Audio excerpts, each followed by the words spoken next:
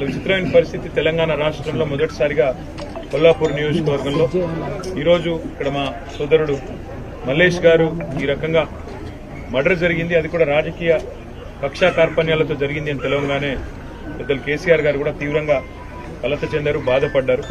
బాధపడి వారు మాకు చెప్పింది ఒకటే, సరే మీరు ఆ కుటుంబానికి ధైర్యం చెప్పండి, అండగా నిలబడండి, ఆ కుటుంబాన్ని ఆదుకోండి, వాళ్ళకి చిన్న పిల్లలు ఉన్నారు అనే మాట చెప్పారు. మేము ఈరోజు ఆ కుటుంబాన్ని పరామర్శించి పార్టీ తరఫున ఇద్దరు చిన్న పిల్లల భవిష్యత్తు కోసం ఒక 5 లక్షల రూపాయలు వారికి పార్టీ తరఫున సాయం చేయాలి.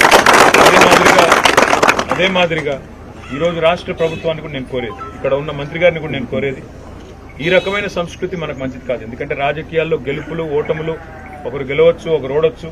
మీరు గతంలో మంత్రిగా ఉన్నారు, తర్వాత మాజీ మంత్రి అయ్యారు, ఈరోజు మళ్లీ మంత్రి అయ్యారు. రేపటి రోజున మళ్లీ హర్షవర్ధన్ రెడ్డి గారు కూడా తిరిగి మళ్లీ తప్పకుండా మళ్లీ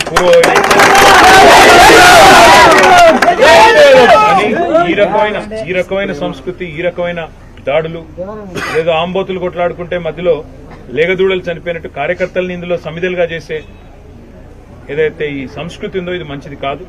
నేను ఇక్కడ ఉండే మంత్రి గారికి జూపల్లి కృష్ణారావు గారు కూడా చెప్తా ఉన్నా, కాంగ్రెస్ ప్రభుత్వానికి కూడా చెప్తా ఉన్నా, ఇది మంచిది కాదు. ఎందుకంటే తెలంగాణలో ఇది ఇదివరకు ఎన్నడూ లేదు. మేము కూడా గతంలో 10 ఏళ్లు ప్రభుత్వంలో ఉన్నాం.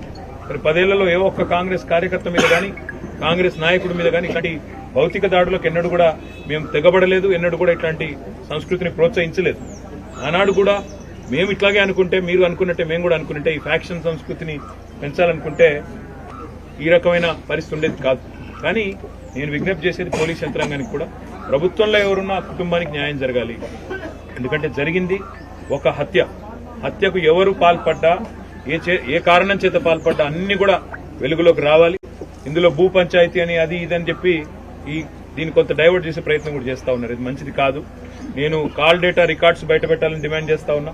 అదేవిధంగా ఇక్కడ ఏం జరిగింది అనే విషయంలో డీజీపీ గారు, ఈ జిల్లా ఎస్పీ గారు కూడా అవసరమైతే ప్రత్యక్షంగా విచారణ జరిపించి మరి వాస్తవాలు చెప్పాలి, ప్రజలకు తెలియజెప్పాలని చెప్పి కూడా డిమాండ్ చేస్తూ ఆ కుటుంబానికి సంపూర్ణంగా మేము అండగా ఉంటాం. న్యాయం జరిగే వరకు వారితో ఉంటాం. ఆ కుటుంబంలో ఉండే చిన్నపిల్లలు కూడా ఇద్దరు ఉన్నారు, వారికి కూడా అండగా నిలబడతాం. అమ్మాయి కూడా మరి మల్లేష్ గారి శ్రీమతి, అమ్మాయి కూడా బాగా చదువుకున్న అమ్మాయి, MSW చదివింది.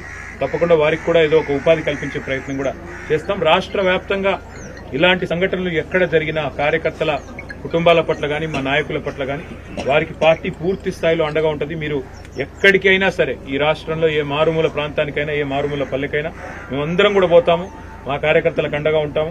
చివరి దాకా కూడా ఇదే స్ఫూర్తిని ప్రదర్శిస్తూ ఈ ప్రభుత్వం మీద, కాంగ్రెస్ పార్టీ మీద కూడా పోరాటాన్ని కొనసాగిస్తాం. మా కార్యకర్తల కుటుంబాలను కాపాడుకుంటామని చెప్పి కూడా మీడియా కూడా, దయచేసి మీడియాకు కూడా నేను విజ్ఞప్తి చేస్తా ఉన్నా.